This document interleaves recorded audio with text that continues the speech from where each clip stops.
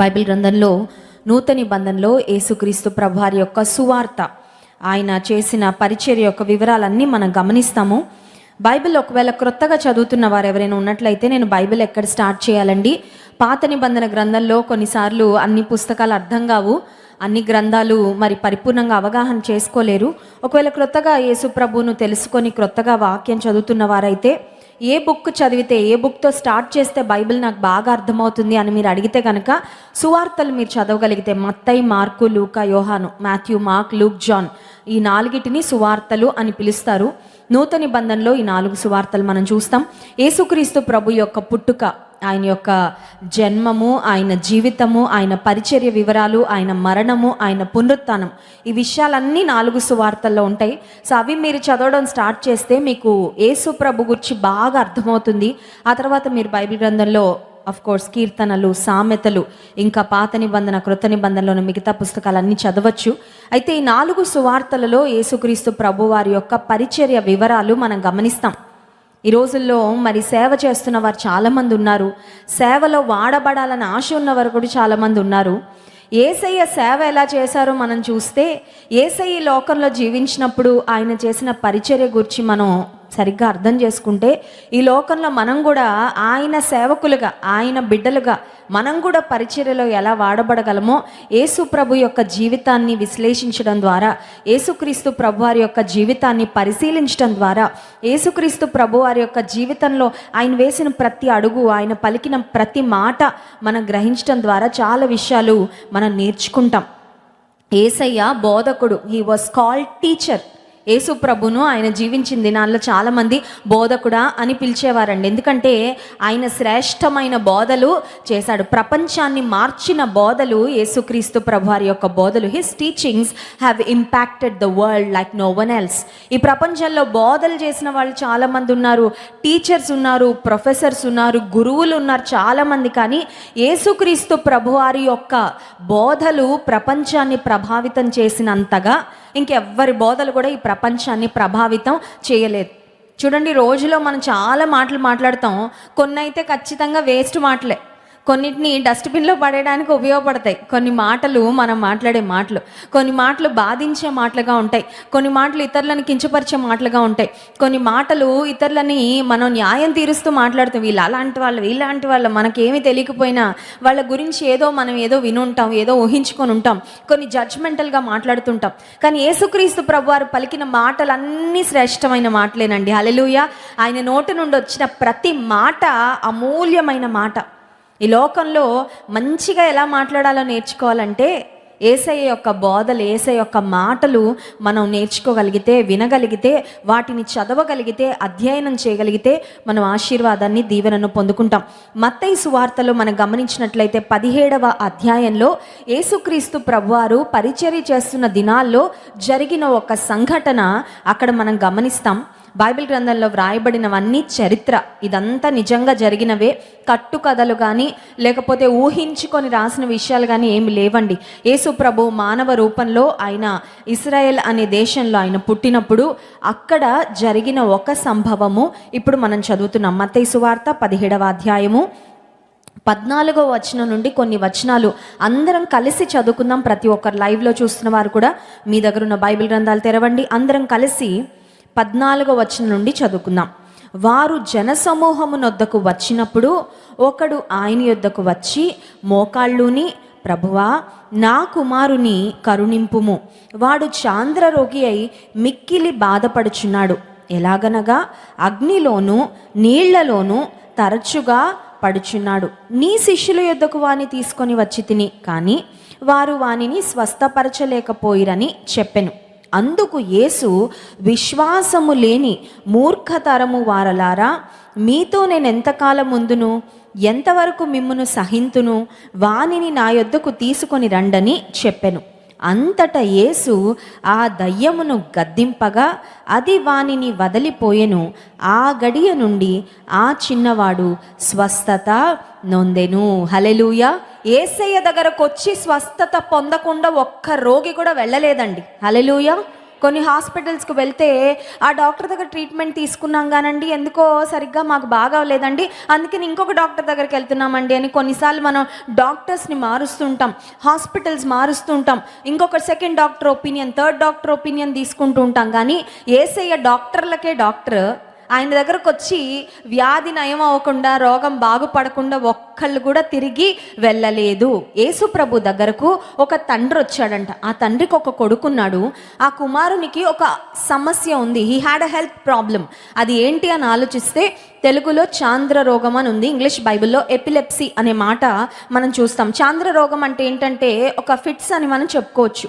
So మనకు తెలుసు కదండి, ఎవరికైనా ఫిట్స్ వచ్చినప్పుడు వాళ్ళు పడిపోయి మరి కొట్టుకుంటూ ఉంటారు. ఏదన్నా ప్రమాదకరమైన పరిస్థితులు ఉన్నప్పుడు పడిపోతే వాళ్ళకి ప్రాణ అపాయం కూడా కలుగుతూ ఉంటుంది. రోడ్డు మీద సడన్గా పడిపోతే, ఏదైనా వాహనం వచ్చి వాళ్ళని డాష్ ఇచ్చిందంటే వాళ్ళకి ప్రమాదం. ఒకవేళ ఏదైనా షార్ప్ ఎడ్జెస్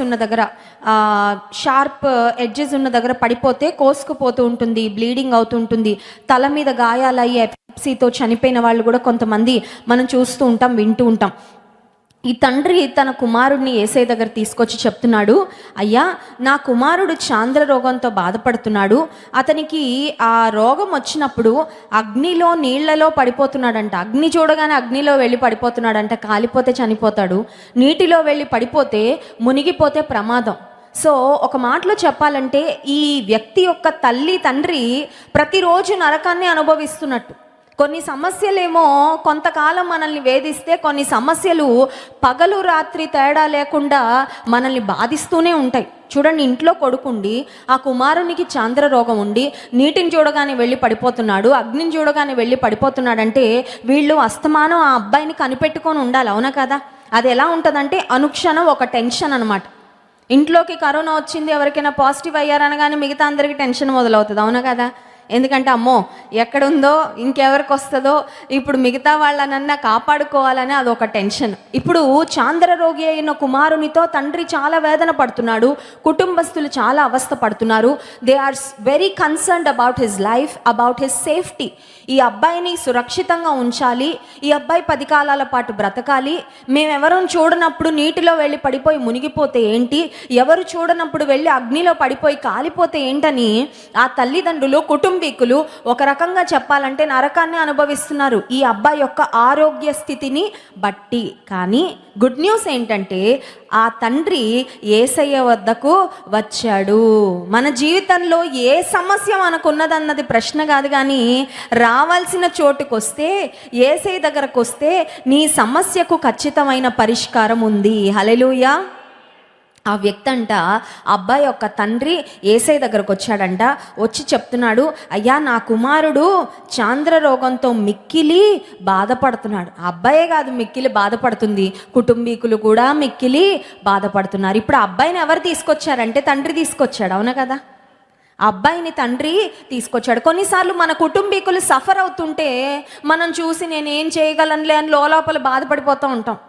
నీవు నిజంగా నీ కుటుంబీకులను ప్రేమిస్తే, నీవు నిజంగా నీ స్నేహితులను ప్రేమిస్తే, వారు తీరని, తరగని, కుదరని సమస్యలతో బాధపడుతుంటే నువ్వు కూడా వాళ్ళని చూసి ఏడ్చుకుంటూ కూర్చోవడం కాదు. నువ్వు కూడా ఫోన్ చేసి అయ్యో ఇలా అయిందండి, అలా అయిందండి, నేను కూడా చాలా బాధపడతాను అని చెప్పడం కాదు.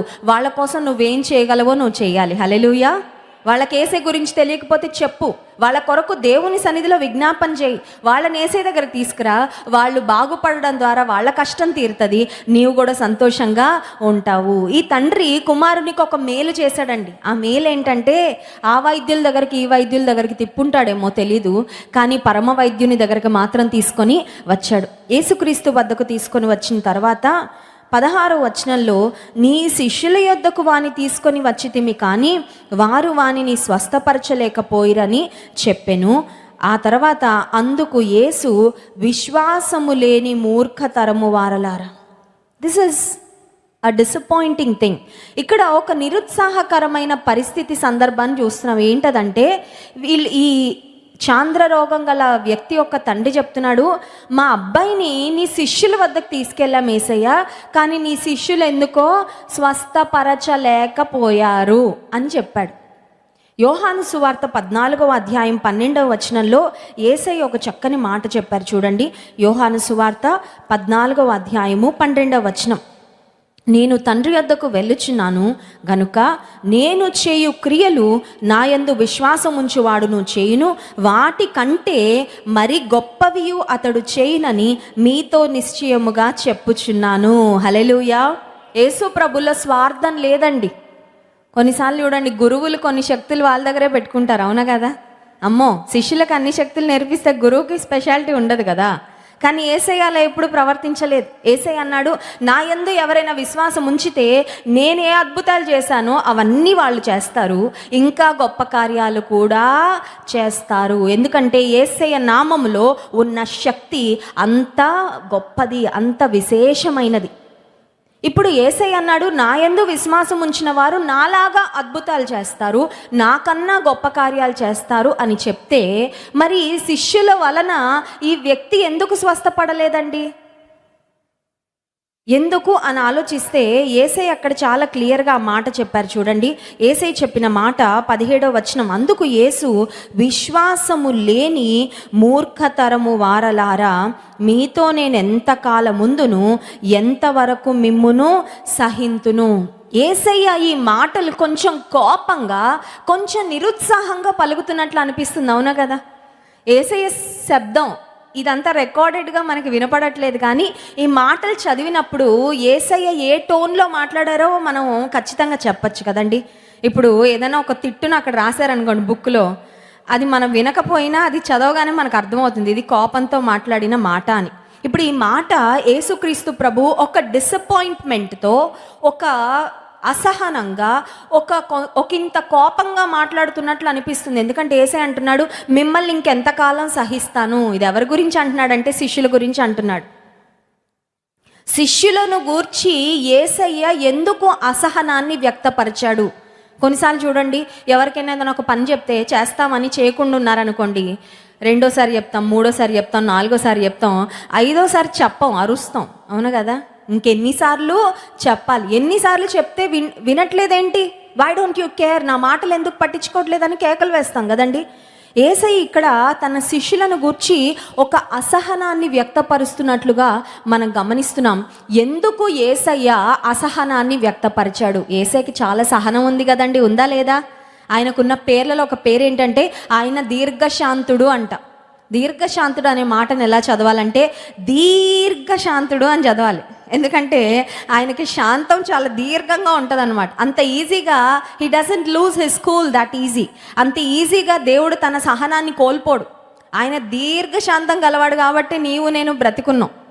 ఆయన మనం చేసిన చెడు పనులకు, మనం చేసిన పాపానికి వెంటనే మనకు శిక్షిస్తూ ఉంటే మనలో ఎవరం కూడా ఈ భూమి మీద ఇప్పటికి ఉండే వాళ్ళము కాదు. దీర్ఘశాంతం కలిగిన దేవుడు, దీర్ఘశాంతం కలిగిన Yesayya, why was he impatient with the disciples? శిష్యుల విషయంలో ఎందుకు దేవుడు నిరుత్సాహపడ్డాడు? ఎందుకన్నాడు మిమ్మల్ని నేను ఎంతకాలం సహించాలని ఎందుకన్నాడండి? పాపాత్మురాలైన స్త్రీ యేసయ్య దగ్గరకు తీసుకురాబడింది కదండి, మనకు తెలుసు. వ్యభిచార పాపంలో పట్టబడిన స్త్రీ యేసయ్య దగ్గరకు వచ్చినప్పుడు ఆమెతో మిగతా వారందరూ అసహనంగా ఉన్నారు.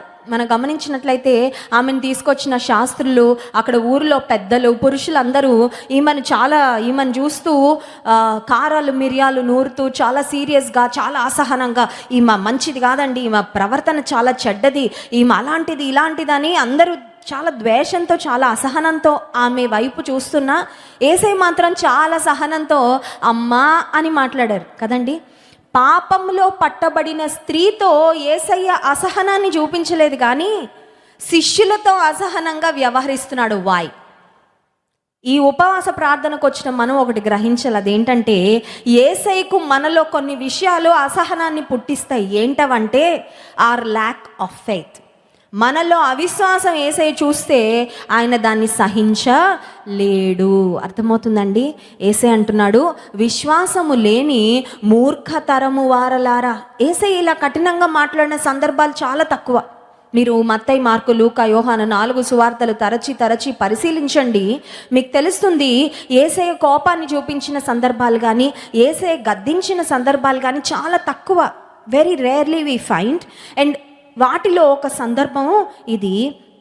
మూర్ఖతరం వారలారా అంటే మూర్ఖులు. మీరు ఎందుకు మూర్ఖులయ్యారు? వాళ్ళు సైన్స్, ఫిలాసఫీ, బయాలజీ, మ్యాథ్స్, లెక్కలు, ఫోన్ వాడడం రాక దేవుడు వాళ్ళని మూర్ఖతరం అనట్లేదు. ఈ తరంలో చిన్న చిన్న పిల్లలు కూడా సెల్ ఫోన్లు వాడేస్తున్నారు కదండి. టెక్నాలజీ ఫ్రీక్స్ అయిపోతున్నారు చిన్న చిన్న పిల్లలు కూడా. కానీ తల్లిదండ్రులు, తాతయ్యలు, అమ్మమ్మలకైతే సెల్ ఫోన్ పట్టుకోవడం రాదు, ఏం నొక్కాలో తెలీదు, ఎలా ఫోన్ చేయాలో తెలీదు. ఇంకా టచ్ స్క్రీన్ అయితే వాళ్ళు ఎక్కడెక్కడికో వెళ్ళిపోతుంటారు. ఎక్కడ నొక్కకూడదు అక్కడ నొక్కేసి ఎక్కడికెక్కడికో వెళ్ళిపోయి ఇది ఏమైపోయిందో అర్థం కావట్లేదమ్మా అని మనకిస్తారు మళ్ళీ కదండి. టెక్నాలజీ రాని వాళ్ళని యేసయ్య మూర్ఖతరం అని అనట్లేదండి.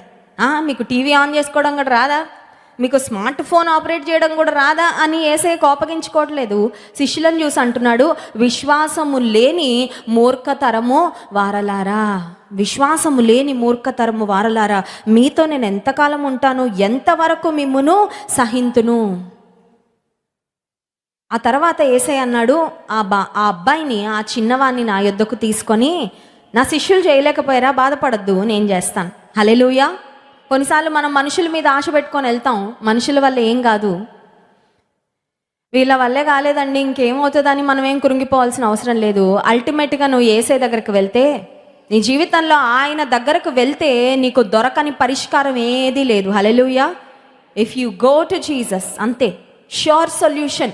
ఖచ్చితమైన పరిష్కారం ఎప్పుడు దొరుకుతుంది? మన ప్రతి సమస్య కంటే, ఆర్థిక సమస్య అయినా, ఆరోగ్య సమస్య అయినా, మానసిక సమస్య అయినా, ఏ సమస్య అయినా యేసయ్య దగ్గరికి వెళ్తే పరిష్కారము గ్యారెంటీడ్, ఇంక అందులో సందేహం లేదు. యేసయ్య అంటున్నాడు, ఆ చిన్నవాణ్ణి నా యొద్దకు తీసుకొని రండి అని. 18వ వచనంలో, అంతటా యేసు ఆ దయ్యమును గద్దింపగా అది వానిని వదిలిపోయిను. ఆ గడియ నుండి ఆ చిన్నవాడు స్వస్థత నొందెను. హల్లెలూయా. నాకు నచ్చిన మాట, ఆ గడియలోనే. ఒక రోజు పట్టిందా అండి? ఒక నెల రోజులు పట్టిందా? ఈ ట్రీట్మెంట్ అంతా వాడాలండి, అప్పటికి తగ్గుతుందో చూద్దామండి, కొంచెం బలం మాత్రలు వాడాలండి అని చెప్పాడండి యేసయ్య? నథింగ్. ఆ గడియలోనే స్వస్థత పొందాడు. ఇమ్మీడియట్లీ యేసయ్య దగ్గరకు వెళ్ళడం ఆలస్యం, స్వస్థత పొందుకున్నారు. అయితే ఇక్కడ ఇంట్రెస్టింగ్ థింగ్ ఏంటంటే, ఆ తర్వాత శిష్యులు మళ్ళీ మెల్లగా యేసయ్య దగ్గరకు వచ్చి మాట్లాడుతున్నారంట. చూడండి ఆ మాట, 19వ వచనం. తరువాత శిష్యులు ఏకాంతముగా యేసునొద్దకు వచ్చి, మేము ఎందుచేత దానిని వెళ్ళగొట్టలేకపోతామని అడిగిరి. చూడండి, శిష్యులకు ఒక మాటలో చెప్పాలంటే పరువు పోయింది. ఎందుకంటే శిష్యులు యేసయ్యతో హడావిడిగా తిరిగేసేవాళ్ళు. చాలా విశ్వాసంగా ఆ వ్యక్తి, మా అబ్బాయికి చాంద్ర రోగం ఉంది, కొంచెం ప్రార్థన చేయండి, వెళ్ళగొట్టండి అంటే వెళ్ళగొట్టలేకపోయారు. ఇప్పుడు ఎవ్వరు లేకుండా చూసుకొని ఒక్కసారి యేసయ్యని అడగాల, ఎందుకు, ఎక్కడ తేడా అయిందో తెలుసుకోవాలి. యేసయ్యతోనే ఉంటున్నాము, కానీ ఎందుకో యేసయ్య శక్తిని మాత్రం మేము పొందుకోలేకపోయామే, యేసయ్య చేస్తున్న అద్భుతాల వల్లే మేము చేయలేకపోతున్నామే, మాలో ఏంటి కొరత, మాలో ఏంటి కొదువ, వాట్ ఈజ్ ల్యాకింగ్ అని వాళ్ళు యేసయ్య ఏకాంతంగా ఉన్నప్పుడు వెళ్ళి మాట్లాడారంట. మేమెందుచేత దానిని వెళ్ళగొట్టలేకపోతాం. ఇక్కడ మనం ఒక విషయాన్ని గమనించాలి. చాంద్ర రోగంతో ఆ అబ్బాయి బాధపడుతున్నాడు, కానీ ఆ చాంద్ర రోగం ఎప్పుడు నయమైందంటే అతనిలో ఉన్న దురాత్మను యేసయ్య వెళ్ళగొట్టినప్పుడు. కొన్నిసార్లు కొన్ని దురాత్మల వలన కొన్ని ఆరోగ్య సమస్యలు కొంతమంది వ్యక్తులకు వస్తూ ఉంటాయి, మనం గ్రహించుకోవాలి. అన్ని వ్యాధులు దురాత్మల వల్ల వస్తాయని చెప్పట్లేదండి. జ్వరం వచ్చిందంటే దురాత్మ వల్ల వచ్చిందండి, తాయితు కట్టించుకోండి అంటారు, అది కరెక్ట్ కాదు. తాయితులు కాదు నీకు పరిష్కారం, ఇక్కడికి వెళ్ళి చేతుల నిండా దారాలు కట్టించుకోవడం కాదు పరిష్కారం. యేసయ్య దగ్గరకు రా, ఏ సమస్య అయినా. కానీ కొన్ని సమస్యలు కొన్ని అపవిత్రాత్మ శక్తుల యొక్క ప్రభావము వలన వస్తూ ఉంటాయి. మాకు తెలుసు, పాలకొల్లు ప్రాంతం నుండి ఒక సహోదరి వస్తూ ఉండేది మందిరానికి, ఇప్పటికీ వస్తూ ఉంటారు వాళ్ళు. తనకి దయ్యం పడుతూ ఉండేదండి, దయ్యం పడుతూ ఉండేది. కరెక్ట్గా వివాహమైన తర్వాత ప్రెగ్నెన్సీ వచ్చేది, గర్భఫలం దేవుడు ఇవ్వగానే వచ్చి చెప్పేది, నాకు దేవుడు గర్భఫలం ఇచ్చాడక్క అని చెప్పి. ఆ తర్వాత సడన్గా ప్రార్థన జరుగుతూ ఉన్నప్పుడు దయ్యం పట్టేసి గట్టిగా కేకలు వేస్తూ ఉండేదండి. ఎప్పుడైతే దయ్యం పట్టేదో ఆమె అబార్షన్ అయిపోతూ ఉండేది. ఆ అమ్మాయికి దాదాపు 2 సార్లు 3 సార్లు అలా జరిగింది. గర్భం ధరించడం, ఆ తర్వాత బేబీ అబార్ట్ అయిపోవడం, చాలా నిరుత్సాహం, చాలా కన్నీళ్ళు. ఆ తర్వాత ఒకానొక రోజున దైవజనులు ప్రార్థన చేసి ఆమెలో ఉన్న అపవిత్రాత్మను వెళ్ళగొట్టిన తరువాత ఆమెకు ఒక చక్కని మగబిడ్డను దేవుడిచ్చారు. హల్లెలూయా. అపవిత్రాత్మ పోయాక ప్రెగ్నెన్సీ నిలవబడడం స్టార్ట్ అయింది. అలాగని అబార్షన్స్ అయిన అందరికీ దయ్యాల వల్ల అబార్ట్ అవుతాయని నేను చెప్పట్లేదండి. నా మాటలు మీరు అర్థం చేసుకుంటున్నారని నేను నమ్ముతున్నాను. కొన్నిసార్లు అపవిత్రాత్మ శక్తులు మనిషిని, శరీరాన్ని, ఆరోగ్యాన్ని బలహీనపరుస్తూ, నిర్వీర్యం చేస్తూ, నీ జీవితంలో దేవుని ఆశీర్వాదాలు రాకుండా అడ్డుపడుతూ ఉంటాయి. ఆ దయ్యం పోతే గానీ నీకు విడుదల రాదు. కొన్నిసార్లు అనుకుంటారు దేవుడు లేడు, దయ్యం లేడు. నువ్వు కూడా లేవైతే. దేవుడు ఉన్నాడు, దయ్యము ఉన్నాడు, నువ్వు కూడా ఉన్నావు. అవునా కదా? అపవిత్రాత్మ శక్తులు ఉన్నాయి. దేవుని శక్తికి విరోధంగా అపవిత్రాత్మ శక్తులు పనిచేస్తూ ఉంటాయి. అయితే నీవు రక్షించబడిన విశ్వాసివైతే నీ మీద అపవిత్రాత్మ శక్తులకు ఏమాత్రము అధికారము ఉండదు. హల్లెలూయా. కొంతమందికి ఇదొక భయం అండి. రక్షణ పొందుతారు, బాప్తిసం తీసుకుంటారు, అమ్మో నాకు దయ్యం పట్టిందేమోనండి. నీకెందుకు పడుతుంది? నీకు పట్టదు. ఎందుకంటే నీలో దేవుడు ఉన్న, పరిశుద్ధాత్ముడు నీలో ఉంటే ఇంకా అపవిత్రాత్మకు నీలో చోటు ఉండదు. You don't have to fear the evil spirits when the Holy Spirit God is dwelling within you. నీ లోపల పరిశుద్ధాత్మ దేవుడు ఉన్నప్పుడు బయట అపవిత్రాత్మ శక్తులు గాల్లో ఉంటాయి, అక్కడ ఉంటాయి, ఇక్కడ ఉంటాయి, పర్వాలేదు. కానీ నీకు మాత్రం అవి పట్టవు. నిన్ను అవి సమీపించే ధైర్యము చేయవు. పరమగీత గ్రంథ ధ్యానాలు మొన్న వెన్స్డే నుంచి ప్రారంభించడానికి దేవుడు సహాయం చేశారు. ప్రతి వెన్స్డే బైబిల్ గ్రంథంలోని స్త్రీల ధ్యానాలు లైవ్లో జరుగుతున్నాయి. నిన్న వెన్స్డే నుంచి మరి ఈ వారంలో ఆ మెసేజ్ కూడా యూట్యూబ్లో ఉంది. మీరు ఒకవేళ చూడకపోతే వెళ్ళి చూడండి. పరమగీత గ్రంథం యొక్క ధ్యానం. ఆ పరమగీత గ్రంథంలో ఒక మాట ఉంటుంది. అదేంటంటే యేసుక్రీస్తు ప్రభువు ఆ పరమగీత గ్రంథములో ఉన్న ప్రియునికి సాదృశ్యంగా ఉంటే, పరమగీత గ్రంథంలో రాయబడిన ప్రియురాలికి క్రీస్తు రక్తం చేత కొనబడిన సంఘమైన మనందరము సాదృశ్యంగా ఉన్నాం. బైబిల్ గ్రంథంలో ఒక మాట ఉంది. ఏమనంటే, నిన్ను సృష్టించిన సృష్టికర్త అయిన వాడు నీకు భర్త అయి ఉన్నాడు. Your maker is your husband. దేవుడు అంటున్నాడు, నీకు నేను భర్తను, నీకు నేను సృష్టికర్తను, నీకు నేను రక్షకుడను, నీకు నేను కాపర్ని, నీకు నేను భర్తను కూడా. ఇది ఓన్లీ స్త్రీలకే కాదు, పురుషులకు కూడా వర్తిస్తుంది. What does it mean? దేవుడు నిన్ను సృష్టించిన వాడనైనా నేను నీకు భర్తను అంటే అర్థం ఏంటి అంటే, భర్త అంటే బాధ్యత, భద్రత, పోషణ, భరించేవాడు. ఇవన్నీ భర్త యొక్క పనులు, భర్త యొక్క రోల్స్ అండ్ రెస్పాన్సిబిలిటీస్. దేవుడు నిన్ను సృష్టించిన వాడనైనా నేను నీకు భర్తనని చెప్పాడంటే అర్థం ఏంటంటే, నీ బాధ్యత, నీ భద్రత, నీ పోషణ, నీ భవిష్యత్తు అన్నీ నేను జాగ్రత్తగా చూసుకుంటాను. హల్లెలూయా.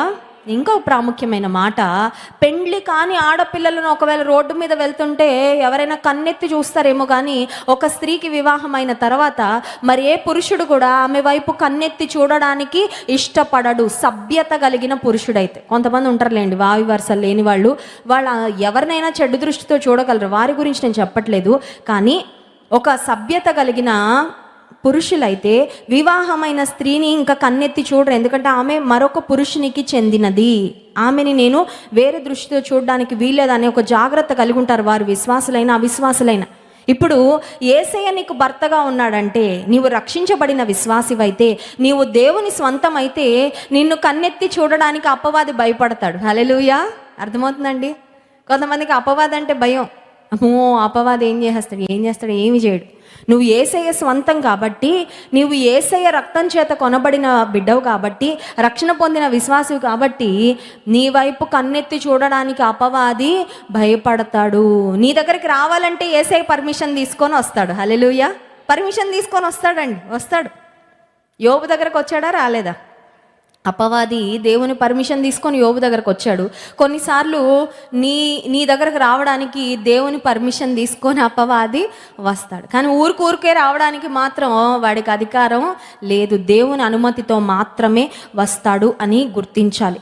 ఇప్పుడు శిష్యులు ఏకాంతంగా రహస్యంగా యేసయ్య దగ్గరకు వచ్చి అడుగుతున్న మాట ఏంటంటే, తరువాత శిష్యులు ఏకాంతముగా యేసునొద్దకు వచ్చి, మేమెందుచేత దానిని వెళ్ళగొట్టలేకపోతిమి? అపవిత్రాత్మలు నువ్వు వెళ్ళగొట్టేసావు యేసయ్య, మరి మేమెందుకు వెళ్ళగొట్టలేకపోయామో అని అడిగితే, యేసయ్య చెప్పిన మాట 20వ వచనం, అందుకు ఆయన మీ అల్ప విశ్వాసము చేతనే. మొహమాట పడ్డాడండి యేసయ్య? ఏమన్నా స్పష్టంగా చెప్పేశాడు. మెడికల్ చెకప్కి వెళ్ళే వారికి తెలుసు, రక్త పరీక్షలకు, బ్లడ్ టెస్ట్కు ఇస్తూ ఉంటాము, ఎక్స్రేలని, ఈసీజీలని, సిటీ స్కాన్లని, ఇవన్నీ టెస్టులు చేయించుకుంటున్నప్పుడు ఆ మెషిన్ ఏమన్నా మొహమాట పడుతుందండి? అమ్మో ఈవిడికి రక్తం తక్కువ ఉందని చెప్తే బాధపడుతుందని అన్న కొంచెం నంబర్లు పెంచి నార్మల్ రేంజ్లో వేసిస్తుందా? ఉండదు కదా. పరీక్షలకు వెళ్తే ఆ మెషిన్ ఏది ఉంటే అది చెప్పేస్తుంది అంతే. ఆరోగ్యం బాగుంటే బాగుందని చెప్తుంది, తేడా ఉంటే తేడా చెప్తుంది. ఏసై దగ్గరికి వెళ్ళిన వాళ్ళకి ఎవరికి ఏసయ్య పూతలు పూసేసి నీ పరిస్థితి బాగాలేకపోయినా నువ్వు బాగానే ఉన్నావని ఎవరిని చెప్పి పంపించలేదండి. మనుషుల్ని మెప్పించే మాటలు, పై పూతలు, మేకప్పులు ఆయన దగ్గర లేవు. ఆయన దగ్గర ఉన్నదంతా వాస్తవము అంతే. శిష్యులు వెళ్ళి అయ్యా మేము ఎందుకు ఆ పవిత్రాత్మను వెళ్ళగొట్టలేకపోయామని అడిగితే ఏసై అంటున్నాడు సింపుల్గా, క్లియర్గా, సుత్తి లేకుండా సూటిగా ఒక మాట చెప్పేశాడు. ఏంటంటే మీ అల్ప విశ్వాసము చేతనే, అంతే. అద్భుతం ఎందుకు జరగలేదంటే మీలో విశ్వాసం లేదయ్యా. నాతో తిరుగుతున్నారు కానీ విశ్వాసం లేదు. అందుకే యేసయ్య అన్నాడు, మూర్ఖతరము వారలారా, విశ్వాసము లేని మూర్ఖతరము వారలారా, మిమ్మల్ని ఇంకెంతకాలం నేను సహిస్తాను. ఉదయకాల సమయంలో ఇక్కడికి రాబోయే ముందు దేవుని సన్నిధిలో అడుగుతున్న ప్రభు ఏం చెప్పాలి, నీ వాక్యం ఏం బోధించాలని ప్రభు సన్నిధిలో కనిపెడుతుంటే దేవుడు ఇదే మాట నాకు జ్ఞాపకం చేశాడు. మీలో ఎంతమంది, మనలో ఎంతమంది విషయంలో దేవుడు అసహనంగా ఉన్నాడో ఒకసారి పరీక్షించుకోవాలి. దేవుడు మనతో ఎప్పుడు అసహనంగా ఉంటాడు? పిల్లలు స్నానం చేయకుండా ఇంట్లో మురికిగా పొద్దు నుంచి రాత్రి దాకా తిరుగుతుంటే తల్లి అసహనం అయిపోద్ది కదండి. ఇంకెలా మురిగ్గా ఏం తిరుగుతారు, వెళ్ళండి స్నానం చేయండి, అవునా కాదా? ఇల్లంతా చండాలంగా ఉంటే ఇంటి యజమానుడు ఏమంటాడు, సర్దు ఇల్లంతా, ఏంటి ఇలా పెట్టావు? యేసయ్య విశ్వాసం చూసి ఎప్పుడు అసహనం చెందుతాడు, ఎప్పుడు ఆయన చికాకు పడతాడు, ఎప్పుడు ఆయన నిరుత్సాహపడతాడు, నిన్ను నన్ను చూసి ఎప్పుడు ఆయన ఇంపేషెంట్ అవుతాడంటే విశ్వాసం లేకపోతే. ఇప్పుడు మన స్థితి ఎలా ఉందో ఒకసారి పరిశీలించుకోవాలి. అర్థమవుతుందండి? అద్భుతం చేయడానికి దేవుడు సంసిద్ధుడుగా ఉన్నాడు. ఆయన శక్తి ఎప్పుడు మరి మారని మార్పు చెందని శక్తే. ఎంతమంది దేవుని శక్తి ద్వారా అద్భుతాలు పొందుకుంటున్నా ఇంకా ఆయన శక్తి అలాగే తరగకుండా, చెరగకుండా ఉంది. కానీ ఆయన శక్తిని పొందుకోవడానికి, ఆయన నుండి అద్భుతాలు పొందుకోవడానికి నీలో నాలో తగినంత విశ్వాసం ఉందా లేదా అనేది మనము పరిశీలన చేసుకోవాలి. అందుకే దేవునితో మనము పార్ట్నర్స్ అంట. ఏంటండి? పార్ట్నర్స్ అనే మాట ఎక్కువ బిజినెస్లో వింటూ ఉంటాం కదా. బిజినెస్ పార్ట్నర్షిప్ తీసుకునేటప్పుడు జాగ్రత్తగా ఉండాలండోయ్. ఎందుకంటే కొంతమంది పార్ట్నర్లు మోసం చేసేస్తారు. సగం అని షేర్ పెట్టుకుంటారు. కొంతకాలం అయ్యాక ఏదో కళ్ళబొల్లి కబుర్లు చెప్పి మోసం చేసేసి ఒకరిని ముంచేస్తుంటారు, ఒకరు తేలుతుంటారు, ఒకరు మునిగిపోతుంటారు కదండి. దేవునితో మనం partners, we are spiritual partners with Christ. ఎందుకు ఈ మాట వాడుతున్నానంటే యేసయ్యతో మనం ఏ విషయంలో పార్ట్నర్షిప్ కలిగి ఉండాలంటే, నీ జీవితంలో అద్భుతం చేయాలంటే నీ పార్ట్ నువ్వు చేయాలి, యేసయ్య పార్ట్ యేసయ్య చేస్తాడు. నీ భాగం నువ్వు చేయాలి, నీ వంతు నువ్వు చేయాలి, యేసయ్య చేయాల్సింది యేసయ్య చేస్తాడు. ఇప్పుడు మన వంతు ఏంటంటే అద్భుతం జరగాలంటే మన వంతు ఆయన యందు విశ్వాసం ఉంచడం. విశ్వాసం అనే మన వంతు మనం చేస్తే అద్భుతం అనే ఆయన వంతు ఆయన చేస్తాడు. హల్లెలూయా. అర్థమవుతుందండి? మన జీవితంలో ఇంకా ఎందుకు జరగట్లేదు అద్భుతాలు? ఇంకా ఎందుకు సమస్యలు, మొండి సమస్యలు ఇంకా ఎందుకు మనల్ని వేధించుకు తింటున్నాయి? ఇంకా ఎందుకు ఏడుస్తూనే బ్రతుకుతున్నాం? ఇంకా ఎందుకు నిట్టూర్పులోనే బ్రతుకుతున్నాం? ఇంకా ఎందుకు సంకెళ్ళ చేత బంధించబడినట్లుగా ఒక రకమైన జైల్లో లాగా ఎందుకు బ్రతుకుతున్నాం మనం అంటే విశ్వాసం తగినంత వాడట్లేదన్నమాట. విశ్వాసం తగినంత మనలో ఉండట్లేదన్నమాట.